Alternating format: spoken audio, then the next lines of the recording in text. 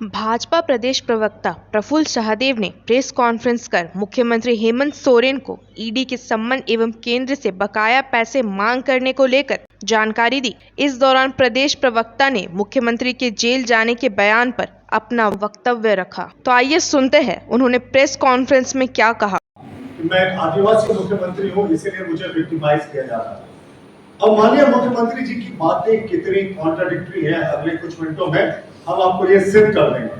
सबसे पहले तो माननीय मुख्यमंत्री जी ने कहा कि बहुत भारी भरकम बकाया है केंद्र पे और पैसा मांगने के कारण उनको जेल में भेजने की साजिश हो रही है। तो माननीय मुख्यमंत्री जी को याद दिलाना चाहेंगे कि विधानसभा की प्रोसीडिंग को पलट कर देख लें। उनके ही माननीय वित्त मंत्री रामेश्वर उरांव जी का विधानसभा में बयान है कि केंद्र से हमें सब अपेक्षित सहयोग मिलता है बैंक की राशि या अन्य राशि में। जब भी हम लोगों ने केंद्र से जैसा जो आग्रह किया है वो केंद्र ने स्वीकार किया है। यह मंत्री रामेश्वर उरांव जी का ऑन रिकॉर्ड विधानसभा में बयान है। तो माननीय मुख्यमंत्री जी इसके इतर क्यों बोलने लगते हैं और उनका कहना कि कोयले की रॉयल्टी से लेकर बहुत लंबा चौड़ा वो एक हिसाब बताते हैं। तो हमने उनको हमेशा कहा कि इसमें आप ये भी बताने का कष्ट करें कि जब आपके पिता आदरणीय शिबू सोरेन जी इस राष्ट्र के कोयला मंत्री थे तो उस समय क्या बकाया था और उस समय शिबू सोरेन जी ने क्या प्रयास किया था इस पैसे को लाने का। बहरहाल केंद्र के लिए झारखंड हमेशा एक स्पेशल राज्य है और प्रधानमंत्री जी हमेशा चाहते हैं इस ट्राइबल राज्य में कि इसका अपेक्षित विकास हो, राज्य का हमेशा सहयोग मिलता है। लेकिन हर घर नल में योजना में राज्य की क्या स्थिति ये भी किसी से छिपा नहीं है, पूरे राष्ट्र में ये अंतिम पायदान पर चल रहा है। अब लौटते माननीय मुख्यमंत्री जी ने बड़ी इंटरेस्टिंग बात की। उन्होंने कहा कि मुझे जेल भेजने की साजिश हो रही है। भाई हम उनसे जानना चाहते हैं माननीय मुख्यमंत्री जी, आपकी झारखंड पुलिस 41A का हजारों नोटिस हर एक महीने में जारी करती है, तो उसमें तो कोई नहीं कहता कि आपको जेल भेजने की साजिश हो रही है। तो एक केंद्रीय एजेंसी ने आपको नोटिस जारी किया, तो इसमें आपको कैसे लग रहा है कि आप जेल जा रहे हैं? क्या आप अपनी अंतरात्मा की आवाज से इस बात को बोल रहे हैं कि आप जेल जा रहे हैं? क्योंकि कहते हैं ना कि आदमी बाहर कुछ भी कर ले, उसकी अंतरात्मा में उसको सारी सच्चाई पता होती है कि उसने क्या गलत किया और इस गलती का अंजाम क्या होगा। तो शायद मुख्यमंत्री जी यहाँ पर अपनी अंतरात्मा की आवाज से जेल जाने की बात को कह रहे हैं।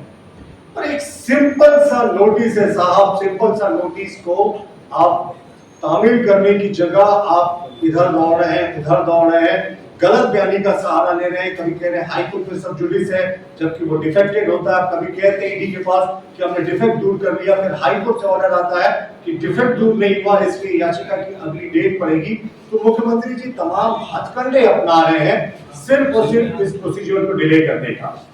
और जो ये आदिवासी का विक्टिम कार्ड खेल रहे हैं कि मैं आदिवासी मुख्यमंत्री हूँ, इसलिए मुझे टारगेट किया जा रहा है। तो मुख्यमंत्री जी आपको अब कुछ फैक्ट्स को याद दिलाने का समय आ गया।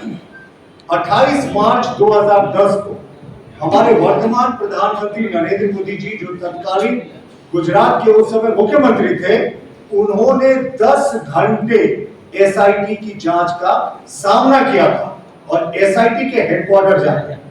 तो उस समय तो उन्होंने कभी नहीं कहा था कि मैं पिछड़ी जाति से आता हूं, मैं पिछड़ी जाति का मुख्यमंत्री हूं या मुझे कोई फंसाने की साजिश हो रही है। उस समय भी हमारे प्रधानमंत्री जो उस समय मुख्यमंत्री थे, उनका वक्तव्य था मुझे न्याय पर विश्वास है, मुझे अदालतों पर विश्वास है और मुझे विश्वास है कि सत्य की जय होगी। फिर अंततः उनको यूपीए के कार्यकाल में ही क्लीन चिट मिला और उसके बाद सर्वोच्च न्यायालय ने भी उनको इस मामले में क्लीन चिट दी। ये क्लीन चिट जो उनको एसआईटी ने दी थी वो 10 अप्रैल 2012 को दी थी, जिस समय यूपीए की ही सरकार थी।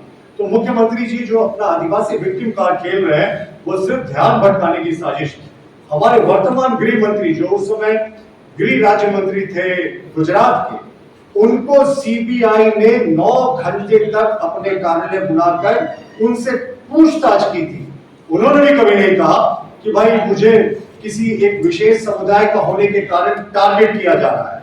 उन्होंने भी कहा था कि मुझे न्याय पर भरोसा है और अंततः 1 अगस्त 2016 को सुप्रीम कोर्ट ने निचली अदालत के द्वारा दी गई हमारे गृह मंत्री को क्लीन चिट को स्वीकारा।